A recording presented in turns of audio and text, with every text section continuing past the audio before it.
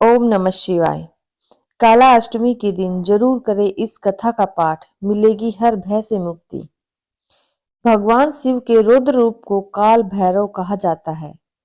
मानते हैं कि काला अष्टमी के दिन ही काल भैरव की उत्पत्ति हुई थी। काला अष्टमी के दिन पूजन के समय बाबा काल भैरव की कथा जरूर पढ़नी या सुननी चाहिए। कहा जाता है ऐसा करने से व्यक्ति को शुभ फलों की प्राप्ति होती है और सभी प्रकार के भय से मुक्ति मिलती है। दोस्तों, आज काल भैरव अष्टमी है। काल भैरव की जयंती मनाई जाएगी। इसे काल अष्टमी के नाम से भी जानते हैं। इस दिन भगवान शिव के रौद्र रूप काल भैरव की उत्पत्ति हुई थी। बाबा महाकाल को कई नामों से जाना जाता है, जिसमें से एक काल भैरव भी है। पौराणिक मान्यताओं के अनुसार काला अष्टमी के दिन भगवान भैरव की विधि विधान से पूजा अर्चना और व्रत करने से व्यक्ति भय मुक्त हो जाता है। इसके साथ ही उसके जीवन की परेशानियां धीरे धीरे दूर हो जाती हैं। काला अष्टमी के दिन पूजन करने वाले सभी भक्तों को भैरव बाबा की कथा का पाठ जरूर करना चाहिए। ऐसा करने से पूजा सफल मानी जाती है। काला अष्टमी व्रत की कथा। शिव पुराण की कथा के अनुसार एक बार ब्रह्मा जी सुमेरु पर्वत पर बैठकर ध्यान मग्न थे। तभी देवता उनके पास आए और हाथ जोड़कर नमस्कार किया।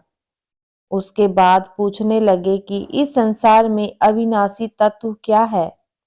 जिस पर ब्रह्मा जी ने बोले कि मुझसे बढ़कर कोई भी नहीं है। मुझसे ही संसार उत्पन्न हुआ है। मेरे ही कारण संसार परवित और निर्वित होता है। ब्रह्मा जी की ऐसे बातें सुनकर वहां बैठे विष्णु जी को बहुत बुरा लगा। तब वह ब्रह्मा जी को समझाते हुए बोले कि आप इस प्रकार अपनी प्रशंसा न करें, क्योंकि मेरी ही आज्ञा से आप सृष्टि के रचयिता हो। उसके बाद दोनों ही आपस में खुद को उच्च सिद्ध करने के लिए वेदों का स्मरण किया, जिसके बाद उन्होंने चारों वेदों से अपनी श्रेष्ठता के संबंध में पूछा। तब ऋग्वेद ने भगवान शिव का स्मरण करते हुए बोले, हे ब्राह्मण, ये श्री हरि जिसके अंदर पूरा भू निहित है, वह एक भगवान शिव है। तब यजुर्वेद बोले कि उन परमेश्वर भगवान शिव की कृपा से ही वेदों की प्रामाणिकता भी सिद्ध होती है।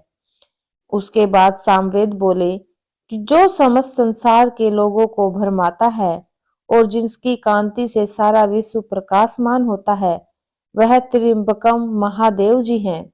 वेदों की बात सुनकर ब्रह्मा और बोले, हे वेदों, तुम्हारे वचनों में सिर्फ तुम्हारी अज्ञानता ही झलकती है। भगवान शिव तो सदा अपने शरीर पर भस्म धारण करते हैं। उनके सिर पर जटा जूट व गले में रुद्राक्ष है। वे सांपों को भी धारण करते हैं। भला शिव को परम तत्व कैसे कहा जा सकता है? उन्हें परम ब्रह्मा किस प्रकार माना जा सकता है? ब्रह्मा जी और श्री हरि विष्णु के इन वचनों को सुनकर हर जगह मूर्त और अमूर्त रूप में विद्यमान रहने वाले ओंकार बोले, भगवान शिव शक्तिधारी है, वही परमेश्वर है तथा सबका कल्याण करने वाले हैं। वे महान लीलाधारी हैं और इस संसार में सब कुछ उनकी आज्ञा से ही होता है। लेकिन इसके बाद भी उनका विवाद खत्म नहीं हुआ और झगड़ा बढ़ता गया। ब्रह्मा और विष्णु का विवाद खत्म नहीं हो रहा था। तभी उन दोनों के बीच से एक विशाल ज्योति प्रकट हुई, जिसका न तो कोई आरंभ था न ही कोई अंत। उस अग्नि से ब्रह्मा जी का पांचवा मुख जलने लगा। तभी भगवान शिव वहां प्रकट हुए, जिसके बाद ब्रह्मा जी ने शिव जी से कहा कि तुम मेरी शरण में आओ, मैं तुम्हारी रक्षा करूंगा। तुम मेरे सिर में प्रकट हुए थे और तुमने रोना आरंभ कर दिया था, जिससे मैंने तुम्हारा नाम रुद्र रखा था। ब्रह्मा जी की बातें सुनकर शिव जी को क्रोध आ गया और उनसे ही उनके रौद्र रूप काल भैरव की उत्पत्ति हुई।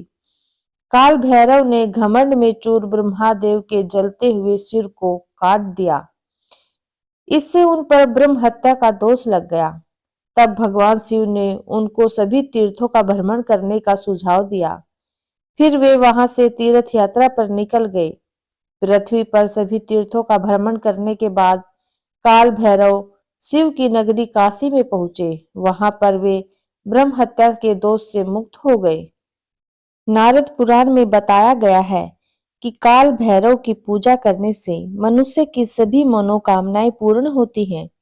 मनुष्य किसी रोग से लंबे समय से पीड़ित है तो वह रोग, तकलीफ और दुख भी दूर होता है। इस दिन भगवान शिव के स्वरूप काल भैरव की पूजा करनी चाहिए। कालाष्टमी के दिन सुबह ब्रह्म मुहूर्त में उठकर नित्य क्रिया आदि कर स्वच्छ हो जाए। संभव हो तो गंगा जल से शुद्धि करे, व्रत का संकल्प ले, पितरों को याद करे और उनका श्राद्ध करे।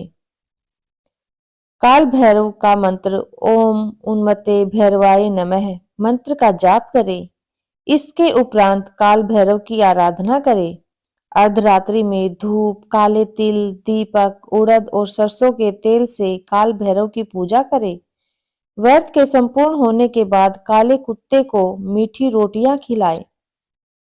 इस भैरव अवतार का वाहन काला कुत्ता है। इनके एक हाथ में छड़ी है। इस अवतार को महाकालेश्वर के नाम से भी जाना जाता है, इसलिए इन्हें दंडाधिपति कहा गया है। शिवजी के इस रूप को देखकर सभी देवता घबरा गए। भैरव ने क्रोध में ब्रह्मा जी के 5 मुखों में से एक मुख को काट डाला था। तब से ब्रह्मा के पास 4 मुख हैं। इस प्रकार ब्रह्मा जी के सर को काटने के कारण भैरव जी पर ब्रह्म हत्या का पाप आ गया। ब्रह्मा जी ने भैरव बाबा से माफी मांगी, तब जाकर शिव जी अपने असली रूप में आए। भैरव बाबा को उनके पापों के कारण दंड मिला, इसलिए भैरव को कई दिनों तक भिखारी की तरह रहना पड़ा। इस प्रकार कई वर्षों बाद वाराणसी में इनका दंड समाप्त होता है। इस दिन काल भैरव अष्टमी के दिन आपको भैरव जी के आगे मिट्टी के दीपक में सरसों के तेल का दीपक जलाना चाहिए और दीपक जलाते समय 2 बार मंत्र बोलना चाहिए। मंत्र है ओम ह्रीं बटुकाय आपत उद्राणाय कुरु कुरु बटुकाय ह्रीं ओम। साथ ही भैरव जी से अपने सुख साधनों में बढ़ोतरी के लिए प्रार्थना करनी चाहिए। काल भैरवाष्टमी के दिन ऐसे भगवान काल भैरव मंदिर में जाए जहां पर कम लोग जाते हों। उस मंदिर में जाकर काल भैरव जी को सिंदूर, तेल और चोला अर्पित करे। फिर नारियल, पुए, जलेबी का भोग लगाए। पूजा करने के बाद प्रसाद बांट दे। कहा जाता है कि जहां भैरव जी की पूजा नहीं होती वहां पूजा करने से भैरवनाथ शीघ्र प्रसन्न होते हैं। काल भैरव अष्टमी को सुबह शीघ्र उठकर स्नान आदि कार्यों से निर्वृत्त होकर काल भैरव की विधिवत पूजा करें। शाम को सरसों के तेल का दीपक प्रज्वलित करें और समस्याओं से मुक्ति के लिए प्रार्थना करें। एक रोटी लेकर उस दिन अपनी तर्जनी और मध्यमा अंगुली में तेल में डुबोकर लाइन खींचे। यह रोटी 2 रंग वाले कुत्ते को खाने के लिए दे। यदि कुत्ता रोटी खा ले तो समझिए कि काल भैरव जी का आशीर्वाद मिल गया, और अगर रोटी कुत्ता को सूंघकर आगे चला जाए, ये कर्म जारी रखे, लेकिन सप्ताह में रविवार, बुधवार व गुरुवार को ही ये उपाय करे, क्योंकि ये 3 भगवान काल भैरव के माने गए हैं। ऋण से मुक्ति पाने के लिए काल भैरव अष्टमी की सुबह शीघ्र उठकर स्नान कार्यों से निर्वृत्त होकर शिवालय जाकर शिवलिंग पर बिल्व पत्र अर्पित करके पूजा करें। भगवान शिव के सामने आसन में बैठकर रुद्राक्ष की माला में ओम ऋण मुक्तेश्वराय नमः मंत्र का जाप करें। शनिवार की रात सरसों के तेल में उड़द की दाल के पकोड़े बनाकर उन्हें रात भर ढककर रख दे। शीघ्र उठकर बिना किसी से कुछ कहे घर के बाहर जाकर रास्ते में मिलने वाले पहले कुत्ते को खिलाए। याद रखें, पकोड़े डालने के बाद कुत्ते को पलट कर न देखे। यह प्रयोग सिर्फ रविवार के लिए ही है। भगवान काल भैरव को 1.25 किलो जलेबी चढ़ाए। उसके बाद इसे गरीबों में प्रसाद वितरण कर दे। काल भैरव अष्टमी पर 125 ग्राम काले तिल, 125 ग्राम काले उड़द, 11 रुपये, 1.25 मीटर काले कपड़े में पोटली बनाकर भैरवनाथ के मंदिर में जाकर अर्पित करें। इससे काल भैरव जी प्रसन्न होते हैं। और काल भैरव के मंत्र का उच्चारण करें। मंत्र है ओम काल भैरवाय नमः, ओम काल भैरवाय नमः।